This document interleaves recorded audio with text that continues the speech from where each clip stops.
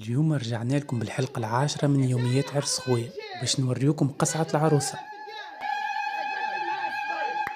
هذه عادة من عاداتنا في بعض المدن في الساحل، قولونا انتم منين وعندكم منها العادة هذه ولا لا؟ من عاداتنا زاد العروسة تاكل أول لحمة وتهز اللحمة لا في الوسط، صلي على النبي. القصعة نحطوا فيها كل شيء، البوبنيت، العصبان الساحلي، اللحم، الحمص، الزبيب، خيرات ربي كل نحطوه.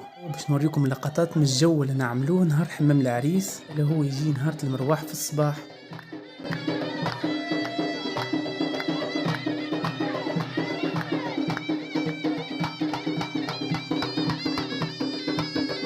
قبل ما يمشي العريس الحمام هو وصحابه نهزوا قصعة العروسة، مش قصعة بركة، زوز قصعة، القصعة وبنتها. قصعة صغيرة هي اللي باش تهزها العروسة للحجام وتاكلها هي وصاحباتها.